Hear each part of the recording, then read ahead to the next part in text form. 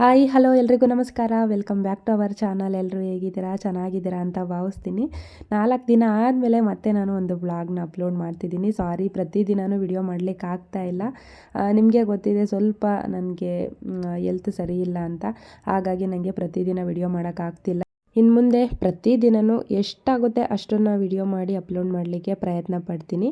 ಇವತ್ತು ನಾವು ಆರ್ಮಿ ಕ್ಯಾಂಟೀನ್ಗೆ ಹೋಗೋಣ ಅಂತ ಹೊರಟಿದ್ವಿ. ಆಲ್ರೆಡಿ ಮಳೆ ಬರೋ ಥರ ಆಗಿತ್ತು. ಶಿವರು ಕೂಡ ರೆಡಿಯಾಗಿ ಆಚೆ ನಿಂತಿದ್ರು. ಕಾರೆಲ್ಲ ತೆಗ್ದು ಸೈಡಿಗೆ ಹಾಕಿ ನಾವು ಹೊರಡೋ ಟೈಮಿಗೆ ಕರೆಕ್ಟಾಗಿ ಮಳೆ ಶುರುವಾಯಿತು. ಆದ್ರೂ ಕ್ಯಾಂಟೀನ್ಗೆ ಹೋಗಲೇಬೇಕಿತ್ತು. ಯಾಕಂದರೆ ಶಿವರ್ದು ಇನ್ನೊಂದು ಸ್ವಲ್ಪ ದಿನ ಅಷ್ಟೇ ರಜೆ ಇದ್ದಿದ್ದು.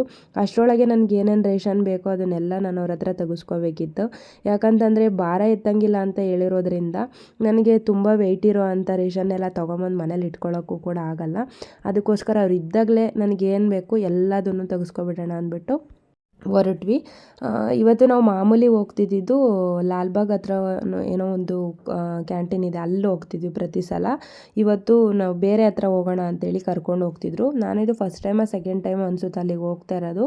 ಅಲ್ಲೂ ಕೂಡ ಎಲ್ಲ ಥರದ್ದು ಪ್ರಾಡಕ್ಟ್ಗಳೆಲ್ಲ ಸಿಗುತ್ತೆ. ನೋಡೋಣ ಏನಿರುತ್ತೆ ಏನಿರಲ್ಲ ಅಂತ ನೋಡಿಬಿಟ್ಟು ಚೆಕ್ ಮಾಡಿ ತೊಗೊಳ್ಳೋಣ ಅಂತೇಳಿ ಇವತ್ತು ಅಲ್ಲಿಗೆ ಹೋಗ್ತಾ ಇದ್ದೀವಿ. ನೋಡೋಣ, ಸಾಧ್ಯ ಆದರೆ ವಿಡಿಯೋ ಮಾಡ್ತೀನಿ. ಯಾಕಂದರೆ ತುಂಬ ರಿಸ್ಕ್ ತೊಗೊಂಡೆಲ್ಲ ವಿಡಿಯೋ ಮಾಡಲಿಕ್ಕೆ ಹೋಗಲ್ಲ. ಯಾಕಂತಂದರೆ ಕೆಲವೊಂದೊಂದು ಕ್ಯಾಂಟೀನಲ್ಲಿ ವಿಡಿಯೋಸ್ ಎಲ್ಲ ಮಾಡೋದು ಅಲೌಡ್ ಇರಲ್ಲ. ನನಗೂ ಗೊತ್ತಿಲ್ಲ, ಫಸ್ಟ್ ಟೈಮ್ ಹೋಗ್ತಿರೋದಲ್ವ. ವಿಡಿಯೋ ಮಾಡಲಿಕ್ಕೆ ಪರ್ಮಿಷನ್ ಇದ್ದರೆ ಖಂಡಿತವಾಗ್ಲೂ ಯಾವ ಥರ ಇದೆ ಅಲ್ಲಿ ಕ್ಯಾಂಟೀನ್ ಅನ್ನೋದು ವಿಡಿಯೋ ಮಾಡಿ ಹಾಕ್ತೀನಿ. ಹಾಗೆ ಹೋಗ್ತಾ ಸುಮ್ಮನೆ ವಿಡಿಯೋ ಕೂಡ ಮಾಡಿಕೊಂಡೆ. ಈ ಸಲ ಅಂತೂ ರಜಕ್ಕೆ ಬಂದಮೇಲೆ ಒಂದು ರೀಲ್ಸ್ ಕೂಡ ಮಾಡಿಲ್ಲ, ನೀಟಾಗಿ ಅವ್ರ ಜೊತೆಲಿ ವಿಡಿಯೋನೂ ಮಾಡಿಲ್ಲ. ಬರೀ ಫೋನ್ ನೋಡೋದು, ಯಾರ್ದಾದ್ರೂ ವ್ಲಾಗ್ ನೋಡೋದು, ಇಲ್ಲ ರೀಲ್ಸ್ ನೋಡೋದು, ಇಲ್ಲಾಂದರೆ ಸುಮ್ಮನೆ ಮಲ್ಕೊಳ್ಳೋದು, ಮನೇಲಿರೋ ಅಂಥ ಕೆಲಸ ಮಾಡೋದು, ಬರೀ ಇಷ್ಟೇ ಆಗೋಯ್ತು. ಈ ತಿಂಗಳು ಪೂರ ನನಗೆ ಹೇಗಾಗಿತ್ತು ಅಂದರೆ ಒಂಥರ ಕತ್ಲೆ ಥರ. ಏನೋ ಒಂದು ಖುಷಿ ಅನ್ನೋದೇ ಇಲ್ಲ ನನಗೆ. ನಿಮ್ಗೆಲ್ರಿಗೂ ಗೊತ್ತಿರೋ ಹಾಗೆ ಆಪ್ರೇಷನ್ ಆಗಿರೋದ್ರಿಂದ ಏನೋ ಗೊತ್ತಿಲ್ಲ, ನಂಗೆ ಅದರಿಂದ ಆಚೆ ಬರೋಕ್ಕೇ ಆಗ್ತಾನೇ ಇಲ್ಲ. ಅಂಥದ್ರಲ್ಲಿ ರಜಾ ಕೂಡ ಮುಗೀತು. ಇನ್ನು ಮುಂದೆ ಹೆಂಗಪ್ಪ ದಿನಗಳು ಕಳೆಯೋದು ಅಂತ ಈಗಲಿಂದನೇ ಯೋಚನೆ ಶುರುವಾಗಿದೆ. ಯಾಕಂತಂದರೆ ಅವರು 20 ಡೇಸ್ ಲೀವಿಗೆ ಬಂದಿದ್ದರು. ಅಷ್ಟರೊಳಗೆ ಆಪ್ರೇಷನ್ ಎಲ್ಲ ಮುಗಿಸ್ಬಿಟ್ಟು ಊರ ಜಾತ್ರೆ ಇತ್ತು, ಅಲ್ಲಿಗೂ ಕೂಡ ಹೋಗ್ಬೋದು ಅಂತ. ಆದರೆ ನನ್ನ ಪರಿಸ್ಥಿತಿ ತುಂಬ ಕೆಟ್ಟದಾಗಿತ್ತು. ನನಗೆ ಹೋಗ್ಲಿಕ್ಕೆ ಆಗಲಿಲ್ಲ. ಯಾಕಂದರೆ ಆಪ್ರೇಷನ್ ಆದಮೇಲೆ ನಂಗೆ ತುಂಬ ಪೇಯ್ನ್ ಬರೋ ಕೂಡ ಶುರುವಾಯಿತು. ಅವರು ಜರ್ನಿ ಮಾಡೋಂಗಿಲ್ಲ ಅಂತ ಹೇಳಿದ್ರು.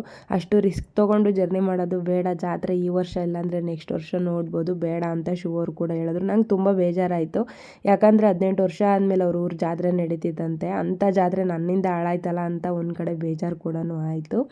ಸೊ ಇವಾಗ ಕ್ಯಾಂಟೀನ್ ಹತ್ರ ಬಂದು ನಮ್ಗೆ ಏನೇನು ಪ್ರಾಡಕ್ಟ್ ಬೇಕು ಎಲ್ಲ ತೊಗೊಂಡ್ವಿ. ಆದರೆ ಕೆಲವೊಂದೊಂದು ಐಟಮ್ಸ್ಗಳು ನನಗೆ ಬೇಕಾಗಿರೋ ಮೇಯ್ನ್ ಐಟಮ್ಸ್ಗಳು ಸಿಕ್ಕಿಲ್ಲ. ತೊಗೊಂಡಿದ್ದು ಇಷ್ಟು ಐಟಮ್ಸ್ಗೆ 4,500 ಏನೋ ಆಯಿತು. ಸೊ ಇದನ್ನೆಲ್ಲ ನೀಟಾಗಿ ಪ್ಯಾಕ್ ಮಾಡಿಬಿಟ್ಟು ಡಿಕ್ಕಿ ಒಳಗೆ ಹಾಕಿ ಅಲ್ಲಿಂದ ಮತ್ತೆ ಜರ್ನಿನ ಶುರು ಮಾಡಿದ್ವಿ. ಮಳೆ ಅಂತೂ ನಿಂತೇ ಇಲ್ಲ, ಬರ್ತಾನೇ ಇತ್ತು.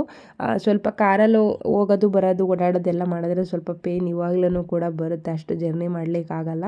ಅವ್ರು ಹೇಳಿರೋ ಪ್ರಕಾರ 3 ಮಂತ್ವರೆಗೂ ನಾನು ರೆಸ್ಟ್ ತೊಗೊಳ್ಳೇಬೇಕು. 3 ಮಂತ್ವರೆಗೂ ಒಳಗಡೆ ಅಂದರೆ ಮೇಲ್ಗಡೆ ಹಾಕಿರೋ ಅಂಥ ಹೊಲಿಗೆಗಳೆಲ್ಲ ಇವರೇ ತೆಗ್ದುಬಿಟ್ಟಿರ್ತಾರೆ. ಅಂದರೆ ನಮ್ಮ ಹೊಟ್ಟೆ ಒಳಗಡೆನೂ ಕೂಡ ಅವರು ಕೆಲವೊಂದೊಂದು ಸ್ಟಿಚಿಂಗ್ಗಳು ಹಾಕಿರ್ತಾರಂತೆ. ಅದು ಎಲ್ಲದೂ ವಾಸಿ ಆಗಬೇಕು ಅಂದರೆ ಇನ್ನೂ ನಮಗೆ 2 ರಿಂದ 3 ತಿಂಗಳು ನನಗೆ ಟೈಮ್ ಬೇಕಾಗುತ್ತಂತೆ. ಅದೆಲ್ಲ ಆಟೋಮೆಟಿಕ್ಲಿ ಅದು ತನ್ನಿಂದ ತಾನೇ ಅದು ಸ್ಟಿಚಿಂಗೆಲ್ಲ ಹಾಕಿರ್ತಾರಲ್ಲ, ಆ ದಾರ ಎಲ್ಲ ಹೋಗಿ ಅದೆಲ್ಲ ವಾಸಿ ಆಗೋಕ್ಕೆ ಇನ್ನೂ ಟೈಮ್ ತೊಗೊಳುತ್ತೆ ಅಂತ ಹೇಳಿದ್ರು. ಸೊ ನೋಡೋಣ ಯಾವಾಗ ವಾಸಿ ಆಗುತ್ತೋ ಗೊತ್ತಿಲ್ಲ. ನಾನಂತೂ ನನ್ನ ಒಂದು ಪ್ರಯತ್ನ ಏನಿದೆ, ನನ್ನ ಸೆಲ್ಫ್ ಕೇರ್ ಏನಿದೆ ಅದನ್ನು ಮಾಡ್ಕೊತಾನೇ ಇದ್ದೀನಿ. ಯಾಕಂದರೆ ನನ್ನನ್ನು ನಾನು ಕಾಪಾಡ್ಕೊಳ್ಳೇಬೇಕಲ್ವ. ಇವಾಗ ಅವರು ಡ್ಯೂಟಿಗೆ ಹೋಯ್ತು ಅಂತಂದರೆ ನೋವಿಂದ ಮಕ್ಕಳು ಬಂದಿದ್ದರು. ಅವರೂ ಕೂಡ ಏನು ಸ್ಕೂಲ್ ಬಿಟ್ಟೆಲ್ಲ ಉಳಿಸ್ಕೊಳ್ಳೋಕ್ಕಾಗಲ್ಲ. ಸಾಕು, ಇಷ್ಟು ದಿನದವರೆಗೂ 1 ತಿಂಗಳವರೆಗೂ ಎಲ್ಲ ಕೆಲಸನೂ ಮಾಡಿಕೊಟ್ಟಿದ್ದಾರೆ. ಸೊ ಮಾಡಿಲ್ಲ ಅಂತ ಹೇಳೋಕ್ಕಾಗಲ್ಲ. ತುಂಬ ಸಪೋರ್ಟ್ ಮಾಡಿದ್ದಾರೆ.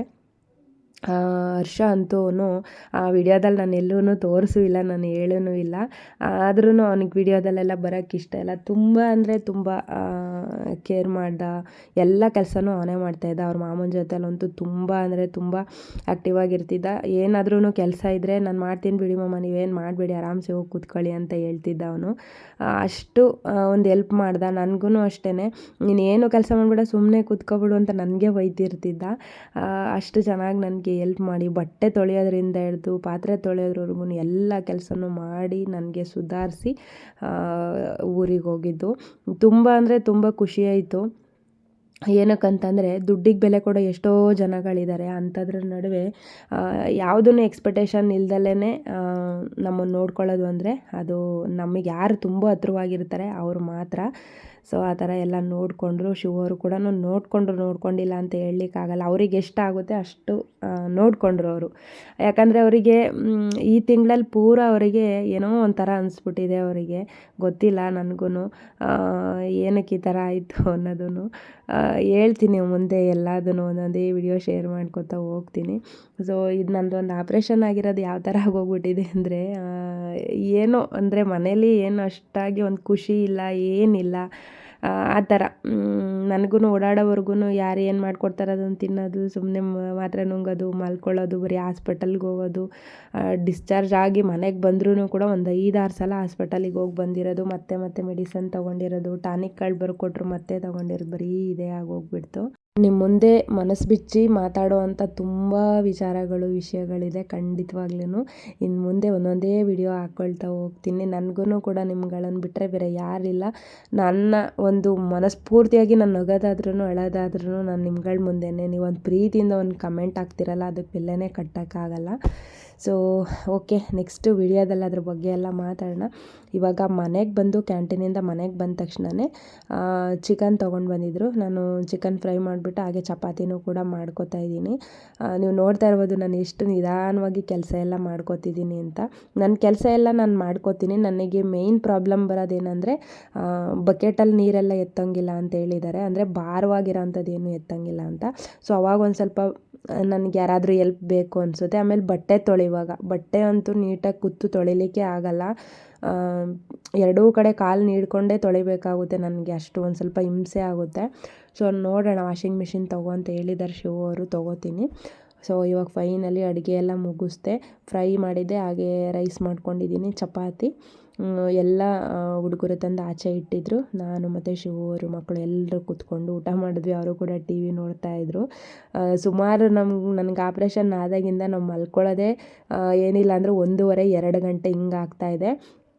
ನಾನು ವಿಚಾರಿಸಿದ್ದಕ್ಕೆ ಅವ್ರು ಹೇಳಿದ್ರು ಇವಾಗ ಸ್ವಲ್ಪ ನಿದ್ದೆ ಕಡಿಮೆ ಆಗುತ್ತಂತೆ, ರೆಸ್ಟಲ್ಲಿ ಇರ್ತೀವಂತಲ್ಲ, ಊಟ ಆಗಿರ್ಬೋದು, ನಿದ್ದೆ ಆಗಿರ್ಬೋದು, ನಮ್ಗೆ ಅಷ್ಟು ನೀಟಾಗಿ ಮಾಡೋಕ್ಕಾಗಲ್ಲ ಅಂತ ಹೇಳಿದ್ರು. ಮನೇಲಿರೋರು ಯಾರೂ ಮಲ್ಕೋತಾ ಇರಲಿಲ್ಲ, ಎಲ್ಲ ಟಿ ವಿ ನೋಡೋರು. ನಾನು ಹಾಗೇ ಟೈಮ್ ಪಾಸ್ ಮಾಡಿಬಿಡ್ತಿದ್ದೆ.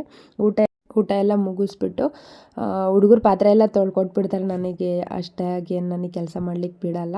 ಒಂದೊಂದು ಸಲ ಶಿವು ಅವರು ಕೂಡ ತೊಳ್ಕೊಡ್ತಾರೆ. ನಾನು ಗ್ಯಾಸ್ ಎಲ್ಲ ಒರೆಸ್ಕೊಂಡು ಎಲ್ಲ ಕ್ಲೀನ್ ಮಾಡಿಕೊಂಡು ಊಟದ್ದೆಲ್ಲ ಏನಿರುತ್ತೆ ಎಲ್ಲ ಮುಚ್ಚಿ ನೀಟಾಗಿ ಎತ್ತಿಟ್ಕೋತೀನಿ ಅಷ್ಟೇ. ಇವಾಗ ಊಟ ಎಲ್ಲ ಮುಗಿಸಿದಾಯ್ತು. ಅವ್ರು ಪಾತ್ರೆಗಳು ತೊಳ್ಕೊಳ್ತಾಯಿದ್ರು. ಅಷ್ಟರೊಳಗೆ ನಾನು ಗ್ಯಾಸ್ ಎಲ್ಲ ಒರೆಸಿ ಕ್ಲೀನ್ ಮಾಡ್ಕೊಬಿಡೋಣ ಅಂದ್ಬಿಟ್ಟು ಎಲ್ಲ ಒರೆಸಿ ಕ್ಲೀನ್ ಮಾಡ್ಕೊತಾ ಇದ್ದೀನಿ. ಎಲ್ಲ ಕೆಲಸ ಮುಗಿಸಿ ಆದಮೇಲೆ ಫೈನಲಿ ನನ್ನ ಕಿಚನ್ನು ಈ ಥರ ಇದೆ. ಇಷ್ಟೇ ಇವತ್ತಿನ ನನ್ನ ಪುಟಾಣಿ ವಿಡಿಯೋ. ಹೇಗಿತ್ತು ವಿಡಿಯೋ ಕಮೆಂಟ್ ಮಾಡಿ. ಇಷ್ಟ ಆದರೆ ಲೈಕ್ ಮಾಡಿ. Thank you for watching.